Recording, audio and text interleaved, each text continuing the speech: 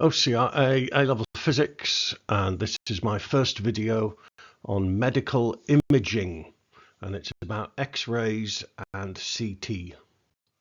So some basics, X-ray basics. X-rays are very high frequency, high energy electromagnetic waves. They pass through soft tissues quite easily, and they are absorbed by bone. So if you shine X-rays at somebody's leg, then it'll go through the soft tissue, it won't go through the bone, and you can produce a shadow picture that shows the bones. And that's basically how X-rays work. This is an X-ray tube, a typical X-ray tube. You have a hot cathode.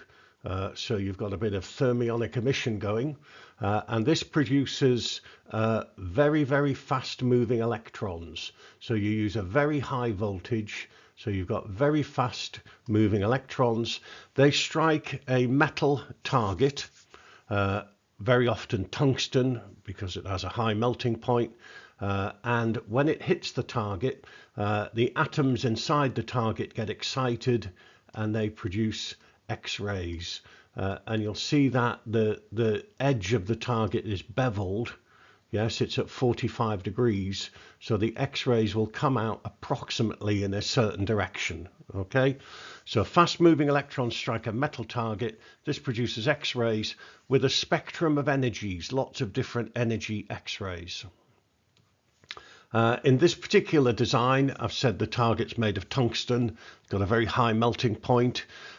Also, it whizzes around very, very fast, because if all the electrons landed on the same spot, that spot would get very, very hot and it would be damaged. So to reduce that, the target whizzes round about 3000 RPM. It has a large mass, so the heat is dissipated, and then the X-rays radiate from the beveled edge of the target, this 45-degree edge. This is the spectrum, a typical spectrum. You've got your spikes. Now the spikes are the line spectra due to the atoms. You know, we talked about emission spectra in another video, but then you also get a continuous spectrum as well. So this is a typical spectrum. If you increase the current in the cathode filament, so you've got more electrons coming out, then you'll get more X-rays, so the intensity will increase.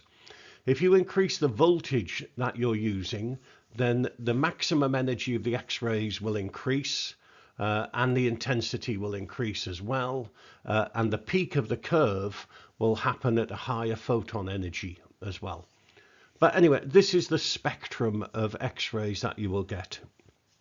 You can actually filter off the low energy ones using filters, which are basically bits of metal that they can't get through. Attenuation. Now, reduction in intensity, that's what attenuation means, the reduction in intensity, and there's different ways that they can be absorbed and scattered. So simple scattering, or Rayleigh scattering it's called, the X-rays experience a force when they get close to an atom and they change direction, but the energy of the electrons isn't unchanged. This mostly affects low energy photons up to about 20 kiloelectron volts, which they're in the minority. There's not that many of them in the spectrum. Photoelectric effect, but with an inner shell electron, absorbs the energy of the X-ray. This is up to 100 kevs, and an electron is emitted. And then you've got an excited ionized atom, and that loses energy by emitting another X-ray. We're talking inner shell electrons here, so big energies involved relatively. The Compton effect you need to know, and basically outer shell electrons might gain energy and be released. The X-ray photons here from 30 kevs up to a 5 MeVs, and the X-ray loses energy and changes direction, and this may also affect free electrons in the metal as well. So outer shell electrons and free electrons. And then pair production, we talked about in a previous video. If the X-ray photon has at least 1.02 MeVs, it may produce a positron and an electron, and then the X-ray doesn't exist anymore. Intensity against thickness, and notice it's an exponential relationship. Okay, the attenuation of X-rays as they pass through a medium varies exponentially with distance. So I equals I naught e to the minus mu x, where x is the thickness and mu, this constant, is the absorption coefficient or the attenuation coefficient, mu. And it depends on the material, and it also depends on the energy of the X-rays. So if you're given a value of it to use, it'll be for a certain material, and it might be, let's say, for 100 kilo electron volt X-rays. The half thickness. The half thickness is the thickness of a material needed to reduce the intensity by 50%. Okay, and again, both this quantity as well as the attenuation coefficient will depend on the material, and it will depend on the energy of the X-ray photons. Yes, the more energy they have, then the bigger the half thickness will be. And there's the relationship there, and I think we've come across this kind of thing a couple of times, haven't we, in the radioactive decay and in the capacitors.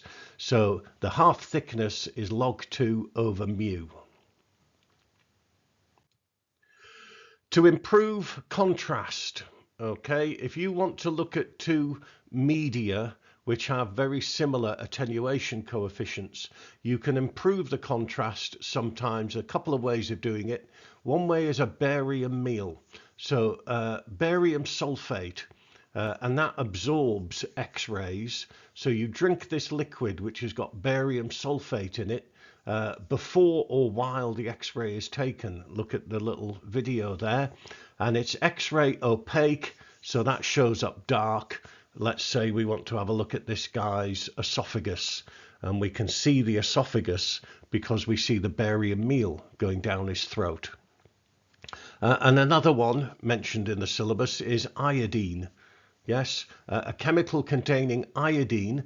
It can be swallowed or it can be injected into a patient, and that makes hollow structures more visible on X-ray images. This photo here, bottom right, is an angiogram, and it's showing the blood vessels which supply the heart. Yeah, and this patient has been injected with something containing iodine because that will absorb these X-rays. A little bit about detecting X-rays at the other end. It's not really mentioned in the syllabus, but I don't know why. I mean, fluoroscopy. Basically, the X-rays hit a screen and they produce light. And I mean, when the X-rays hit a photographic plate, you get an image on the plate. If you use a fluoroscope screen, you actually get more light produced, so you get a better image. And these kind of screens, you can actually just look through the screen and see what's happening. Not kind of something which is done these days. I think people have realized that's a bit dangerous. But fluoroscopy, image intensification. I'm not going to talk through this because you don't need to know it. If you're interested, have a read. But you can intensify the image using this technique as well. Okay, up to about 5,000 times brighter apparently. And then basically you can use something a bit similar to a digital camera. Yeah, a flat panel detector. And the X-rays hit a scintillating material. We will need to know this word in the next video. Basically, when the photons hit the material, they produce flashes of light. And then beneath that, there's a load of photodiodes like a CCD, and that detects the light, and that produces an image. That's called a flat panel detector. Okay, better image quality than an image intensifier, smaller radiation dose, quickly produce an image, small and rugged device, and then once it's on the computer, you know, like you can do clever things with your digital camera, you know, to an image, you can do the same thing with your X-ray image, like increase the brightness or the contrast or do a false color thing, whatever. CAT scans, computerized axial tomography. So tomos means slices. So we're going to take lots and lots of images as slices. What we have is a rotating X-ray tube. So this black thing going round in a circle, that's the X-ray tube, and that produces a fan-shaped beam. So looking at it, it's shaped like a fan, yes, but it's a very thin beam, only about 1 millimeter thick, and it rotates around, and around the machine there are lots and lots of detectors, and this enables us to get information from lots and lots of different angles. Okay, computerized axial tomography. A few facts about it: the beam is highly collimated. Collimated means when you get the beam all going in the same direction. To collimate a beam, yes. So the slice is only about 1 millimeter thick. Okay, remember it's like fan shaped. This thing whizzes round very fast, about 700 revs per minute. The whole process may take about 15 minutes. If you want to do a whole body scan, about 15 minutes, and the patient moves into the machine, you can either do it step by step by step, or you do it at a slow uniform speed and you get kind of spiral information. So these are lots and lots of slices. Each one of these is basically an X-ray. So you're taking lots and lots of X-rays, and then a computer can process this information, and you can actually get a 3D picture of what's going on, perhaps inside somebody's head. Okay, or a doctor can look at this and figure out what's going on just by looking at the slices, because doctors are quite clever, apparently. So CAT scans produce very detailed information from lots of different angles. And once you've got this information in the computer can do clever things like remove certain tissues from the image so that you get a good look at the ones that you're interested in. There are disadvantages. The patient will receive a high dose of ionizing radiation because you're taking lots and lots and lots of X-rays. There is always a compromise. There's a compromise between the quality of the information and how much information you get and the dose received by the patient. Okay, this is ionizing radiation, so it's harming cells and it can cause cancer as well. The machines are, well, the actual procedure is more expensive than the normal X-ray, and the machines themselves are very expensive, like £500,000 new, and they last for about 10 years. So hospitals need to decide what they're going to spend their money on to get the best value